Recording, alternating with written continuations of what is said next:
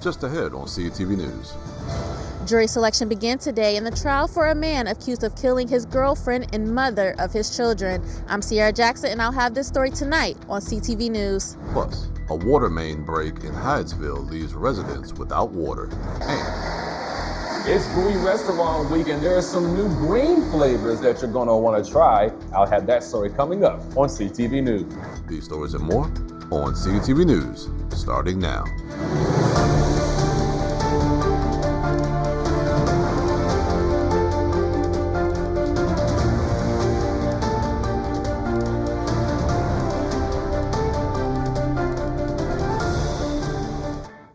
Good evening. This is CTV News for April 20th. I'm Jonathan Hunter. And I'm Michaela Newton. Thanks so much for joining us. Our top story tonight, jury selection began today in the trial of a Landover man charged with murdering his girlfriend and the mother of his children. CTV's Sierra Jackson is outside the courthouse with more details. Sierra? Yes, Jonathan and Michaela, I'm standing right outside the courthouse in Upper Marlboro, where jury selection began today in the murder trial of 29-year-old Sharita Criswell of Bladensburg. You may recall back in July of last year when 31-year-old Harry Lindsay of Landover was arrested for the murder of his girlfriend and child's mother. The case made headlines as Lindsay had been arrested and charged weeks prior for assaulting Sharita, however, was released on bond. Along with the assault arrest against Criswell, Lindsay also previously had been convicted on weapons charges. Weeks later, on the 5th of July, the couple was having an argument when Lindsay ultimately shot and killed Sharita. County Executive Aisha Braveboy had this to say on the matter back in July. In cases involving strangulation in particular, because of the lethality involved, we request routinely no bond. And oftentimes we receive a no bond status for the defendant. In this case, that didn't happen. I think that our system has to do a much better job of understanding victims and victimhood and what's needed in order to protect victims. Now, there was some apprehension today between Lindsay and his lawyer, and he even requested a new lawyer, but the judge said it was just too late. This trial is set to continue tomorrow. CTV News will keep you updated as the story develops. Reporting live in Upper Marlboro, Sierra Jackson, CTV News. Lots of important information. Thanks for that report, Sierra. CTV News will keep you updated as this trial continues, but if you or someone you know is dealing with domestic violence, please reach out to the national hotline at 1-800-799-7233. A man charged in a deadly assault at the Addison Road Metro Station last week has been denied bond. 30-year-old Annapolis Duncan is facing first and second-degree murder charges. On Thursday morning, police say Duncan attacked two men with a pipe, leaving one man dead. Stanley Hutchinson III was killed. He was 61 years old. The other victim survived. State's Attorney Tara Jackson says it appears Hutchinson was heading to work and did not do anything to Duncan. She says what took place was very troubling. Mr. Hutchinson was going to work, so it appears, and at 5 a.m. in the morning. I've talked to his family. He was a hard worker. In fact, he was known as a gentle giant and would do anything, as his family described, for his family and friends. And he was brutally attacked in the metro station. And it's troubling. It's very troubling. And Jackson says her office is going to review the case. Duncan has a preliminary hearing on May 18th. Meanwhile, police charged and arrested a suspect involved in the armed carjacking of a county court clerk. The suspect is identified as 18-year-old Kyrie Hicks. The victim is the clerk of the circuit court in the county, Hassan El Amin. This happened on Thursday at the 1900 block of Grandway Boulevard. The clerk wasn't injured, but Hicks did get away in her 2014 Lexus sedan. Police later caught Hicks on Friday and recovered a loaded handgun. Detectives also charged Hicks for a shooting that happened on April 10th, where Hicks shot a man during an argument. WSSC crews spent hours today repairing a water main break along the 2400 block of Firehouse Road in Hyattsville. We spoke to one of the neighbors on the street, Michonne Manning, who realized yesterday morning that she didn't have any running water and saw there was water rushing down the street. As a result, she had to shower at a friend's house As of late this morning, she noticed they had a small trickle of water coming from the faucet.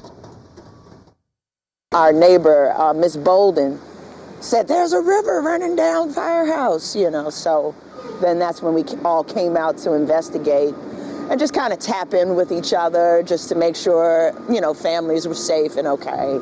And everybody on the block's been, just really supportive of each other. We're a close-knit community.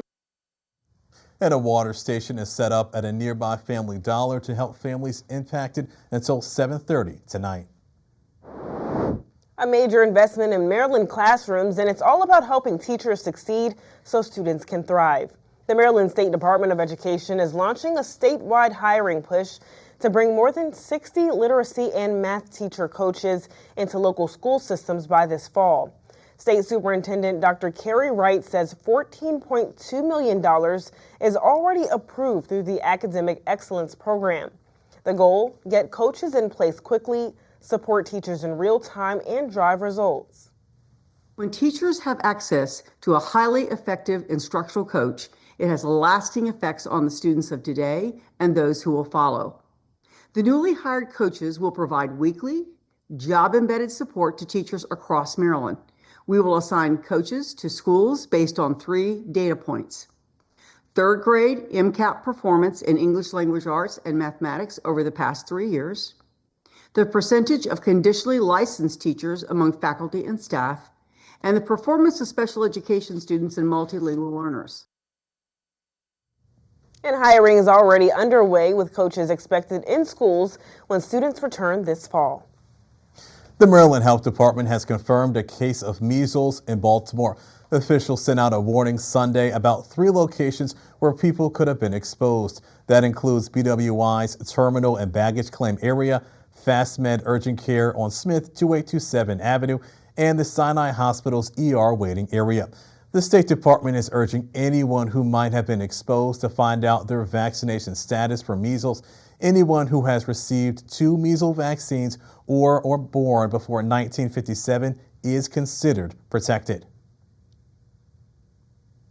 And if you enjoy spending time outdoors during the spring and summer months, you will definitely want to take some extra precautions. That's because here in Maryland, April to September is peak activity time for tick season. Experts say ticks can lead to illnesses in humans known as alpha-gal syndrome or AGS. According to the CDC, Maryland gets elevated rates of AGS cases, which means Marylanders are more at risk of contracting the illness.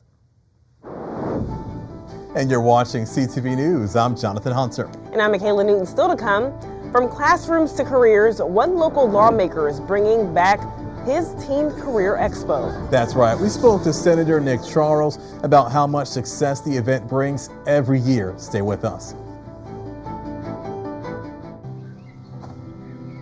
For decades, I've taught you everything I know.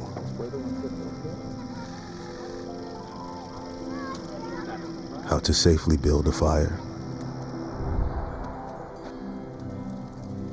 How to control the flames.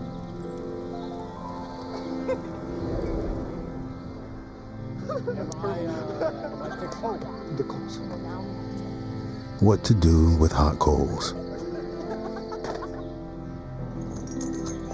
How to secure your chains.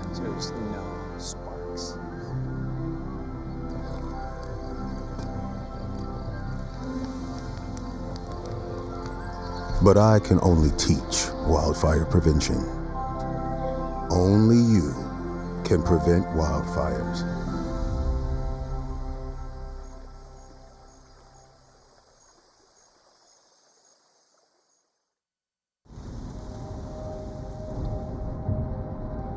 This is a journey no family ever expects to take.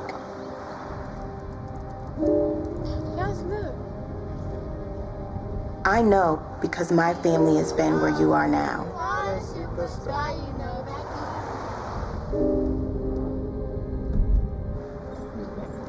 We all asked ourselves the same question. Why us? I wish we could give you the answer. In our hardest moments, we found there was a whole community of support waiting for us. holding each other for the bad news and the good.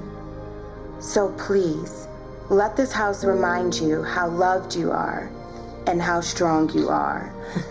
With all our love, from one Ronald McDonald House family who stayed to another. Welcome back. Classes were canceled today at Cesar Chavez Dual Spanish Immersion School in Chillum after a fire started over the weekend. Firefighters responded to the scene on Riggs Road Sunday evening, finding flames inside the building. Crews quickly put the fire out and no injuries were reported. Prince George's County Public Schools says the school will remain closed as officials assess damage and inspect electrical systems.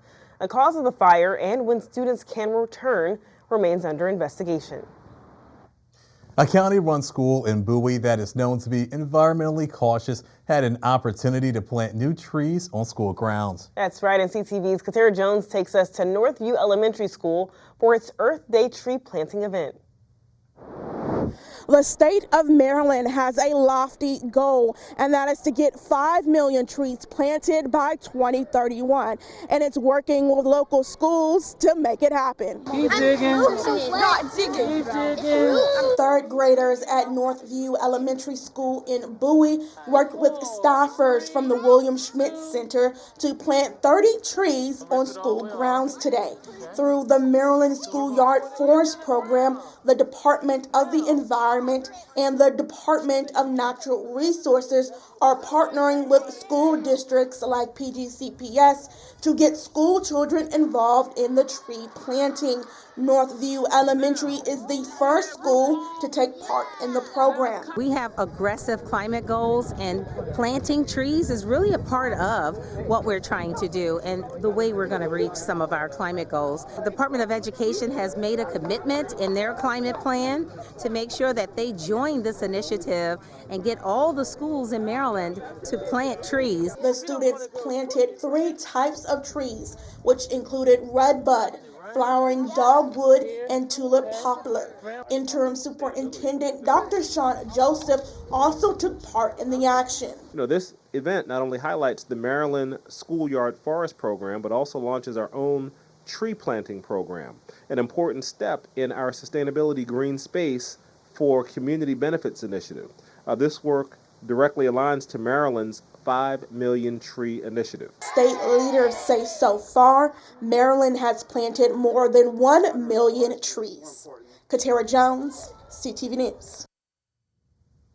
And 4th and 5th graders also took part in the tree planting event. Hundreds of teens made their way to PGCC for the annual Teen Career Expo. The job fair was put on as a way to educate teenagers who may not go to college about the different careers out there. Employers from WSSC, the Air National Guard, the Maryland Insurance Administration, along with law enforcement were on hand. Senator Nick Charles organized the event so kids in his district know they can get a good paying job without having to go to college. There's a lot of different tracks for people to go to college, and sometimes some people don't want to do it. Some people may wait until they're 40 or 50 to decide they actually want to go to college. But in the meantime, what's taking place? What does that workforce look like in the meantime? And here's opportunities where you don't need a college degree, where you don't have to have that, and you can actually go to any one of these 40-plus vendors and get an opportunity to work and actually make living salaries. The career opportunities for, I'm getting ready for college. I'm about to be a senior with my friends, so I'm just trying to find some career options for when I get out. And Senator Charles says since he organized the career fair, they've had a lot of success stories. He says one high school graduate became a car dealer and is now making $120,000 a year. County lawmakers are pushing to expand access to affordable child care for working families. A $20 million boost to Maryland's Child Care Scholarship Program aims to cut a wait list of 5,000 families by more than half. Delegate Ben Barnes helped secure additional funding for early childhood programs, calling it a win for families, the economy, and student success. But when families will see relief and how many will benefit remains unclear. The battle over data centers continues in Prince George's County. Activists across the state are continuing to debate on where and how the proposed facilities will be built. During this past legislative session, 17 bills related to data centers were introduced, but only 2 passed. The Utility Relief Act, which passed on the last day of the General Assembly, requires data centers to pay for their own energy upgrades. Data centers do have some supporters. The Maryland Tech Council has been working to educate people on what happens in the facilities. Also, do you know how much revenue data centers lose through tax breaks? Well, in Maryland, many people do not know that answer. Maryland is one of 14 states that doesn't report that information. According to the Good Jobs First report, Maryland is one of the states that failed to report data center initiatives, which usually includes sales, use, and property taxes. For years, states have used incentives and tax breaks to compete for data centers. And the IRS is calling this year's tax filing season its most successful yet, even after losing more than a quarter of its workforce. The agency says it's processed more than 134 million returns and issued over 80 million refunds, with most taxpayers filing electronically and getting their money back in 3 weeks or less. Leaders say improved technology and a shift to online services help deliver faster results with fewer employees. But critics argue staffing cuts are still impacting customer service, with some taxpayers facing longer wait times and delays. And still to come on CTV News, our beloved Prince George's County just celebrated its 330th anniversary. After the break, we see how people in the community came together for a huge party. You don't want to miss it. We are mercy on a mission. Together we bring hope and healing. When you see the changes in people's lives, these are the things that makes your life really worthwhile. Shared our laughter, held our tears, built a bond that outlasts years. Even though I know we are here for work, sometimes it doesn't feel like it because it's just people you love. This experience is definitely staying with me for as long as I have memory. The bonds we formed forever, they last. To see how you can change lives, visit mercyships.org today. From the beginning, America has depended on the courage and resilience of those who serve in our armed forces. For 250 years, they've been there for us without fail, putting their lives on the line, defending our freedom, helping us become the nation we are today.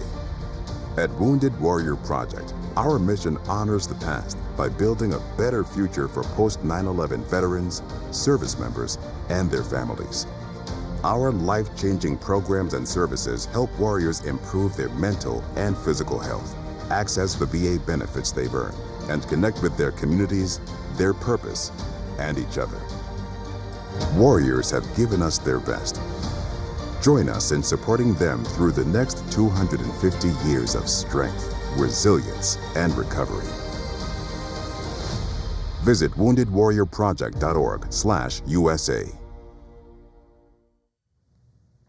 330 years young, and Prince George's County is still throwing a party like no other.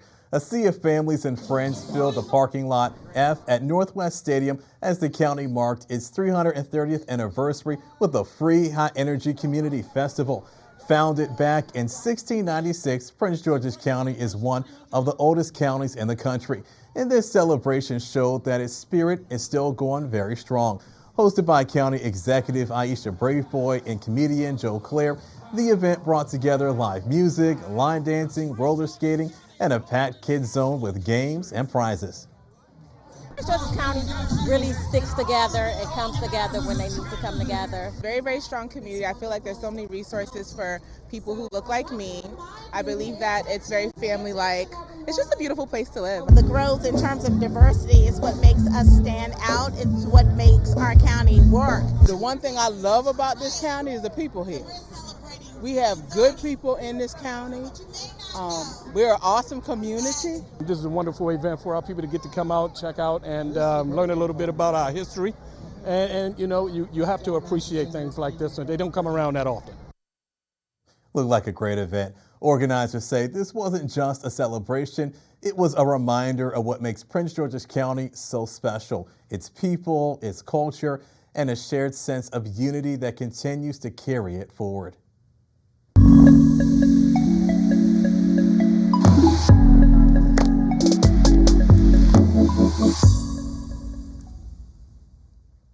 Listen up, foodies. It's Restaurant Week in the city of Bowie, and today you're in for a treat. That's right. Our Brandon Williams went to Bowie Town Center to see which new restaurant has smoothie lovers in a frenzy.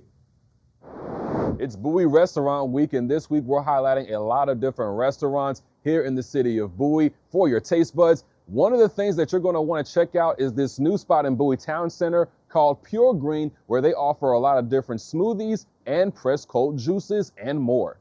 I think the food is very delicious and it's very nutritious. We need to have a different spin on food and flavor.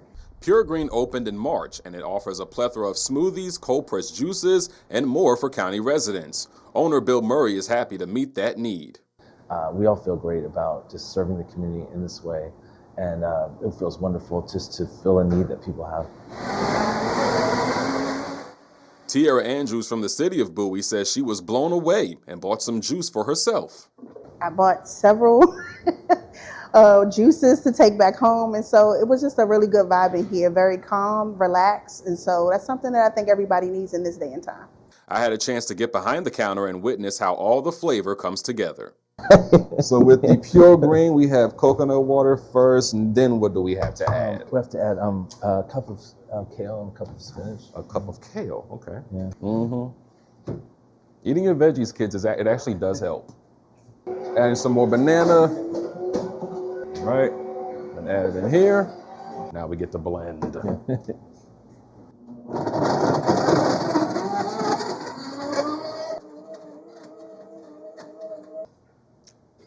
I'm sold and I want another one. But you need to come and get you a Pure Green from Pure Green in Bowie Town Center.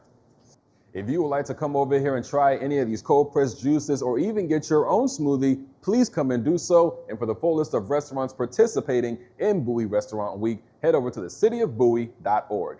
In Bowie, Brandon Williams, CTV News. That looks great. I might have to stop by after work. Oh, for sure. And I hope Brandon got us some, because he was having a good time making it. So you think he brought us some? Yeah, probably not. I hear that. All right, thanks, Brandon, for that report. Pure Green also offers acai bowls and oatmeal. They're open 7 days a week from 7 a.m. to 9 p.m. And you want to tune in to CTV News every day this week as we stop by each of the participating restaurants. And two of the biggest names in R&B are sparking a new flame and bringing the heat to the DMV. Usher and Chris Brown are co-headlining the Raymond and Brown or R&B tour this summer with 2 stops at Northwest Stadium. The shows will take place on Friday, July 10th and Saturday, July 11th. Both Grammy award-winning artists just finished tours of their own and are looking to party together with you. Pre-sale tickets will be available starting tomorrow, April 21st. General on-sale tickets start next Monday, April 27th at noon. And don't go away just yet. It's almost time for our Monday sports page. That's right, and I hear we have some exciting Terps news. What's going on today, Simon? Stay right there for your Monday sports page, everybody, because the UMD men's basketball team's roster just got a little deeper. Find out who the newest Terp is after the break.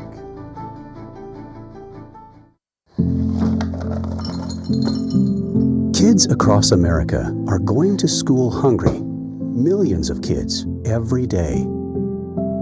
Hungry kids get sick more often and can struggle in school. It can be harder for them to focus and learn. But one simple thing can help change all of this for a hungry child in America. Good, healthy food and the energy it brings. With help from caring people across America, No Kid Hungry is providing healthy meals and hope to hungry kids so they can build better futures. We want to ensure that all of our kids have healthy meals every day. Thank you. Thank you for helping feed our kids. To learn more about ending child hunger in America, go to helpnokidhungry.org today.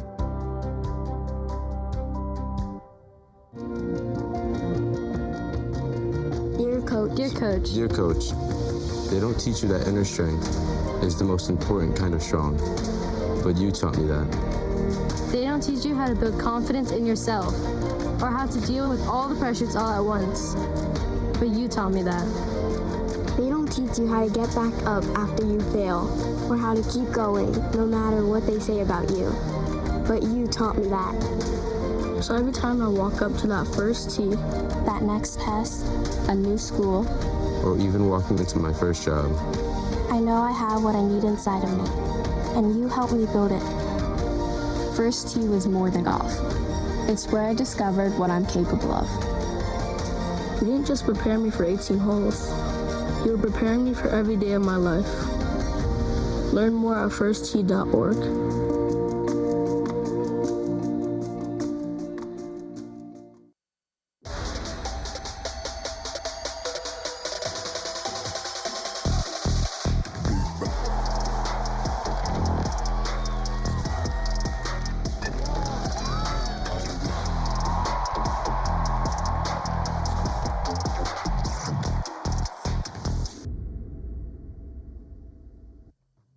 What's going on, sports fans? It's that time, y'all. Your Monday sports page is here.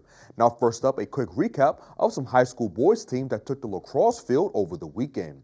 First up, Parkdale took down the Baltimore Polytechnic Institute 12-6, and Gwynn Park remains undefeated on the season after taking down Frederick Douglass 11-5. Moving on to some news from the Diamond, some high school baseball and softball teams took the field a little while ago. On the softball side, Frederick Douglass and Fairmont Heights are battling it out.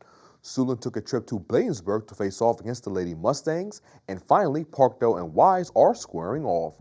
Meanwhile, on the baseball field, Gwynn Park matched up against Northwestern, Oxon Hill is hosting CMIT North, and last but not least, Bowie is defending home turf against Laurel. In other news, the Big Ten tournament for women's lacrosse is coming up, and the Lady Terps will be in action. Maryland has earned the number 2 seed in the tournament and will face off against the number 7 seed in Ohio State in the quarterfinals. The tournament begins on Wednesday with the Lady Terps and Buckeyes taking the field that same day at 3 o'clock in Ann Arbor. Good luck, ladies. And sticking with news out of College Park, the men's basketball team continues to build up their roster ahead of the 2027 season, as former Arkansas Razorback guard DJ Wagner joined the team from the transfer portal. The former 5-star recruit shared a backcourt with Darius Acuff and Malik Thomas last season, and averaged 7 points and 2 assists while starting in 19 of 35 games. Hopefully, Wagner will get back to his ways from 2 years ago at Arkansas, where he averaged a solid 11 points and 4 assists. And in Major League news, the Baltimore Orioles will return to action tonight against the Kansas City Royals. First pitch is at 7:40. And the Washington Nationals will host the Atlanta Braves tonight. The game begins at 6:45. And that is your Monday sports page. Simon Bugs, CTV Sports. All right, thanks, Simon. Let's take a look at our 3-day weather forecast. Tonight, temps are expected to drop to a chilling 31 degrees. And starting at 2 a.m., we will be under a freeze warning until 10 a.m. tomorrow. But after the cold, it should be sunny again with a high of 61. Wednesday, expect showers with a high of 73. Thursday, bright and sunny with a high of 76. And for our community calendar, the city of Hydesville is celebrating its 140th anniversary with a huge festival on Saturday. Everyone can enjoy multiple live performances, pony rides, a petting zoo, and so much more. It all takes place at Driscoll Park from 4 to 9 p.m. with a fireworks show at 8:30 p.m. There will be limited on-site parking, so for more information, you can visit the website right there on your screen.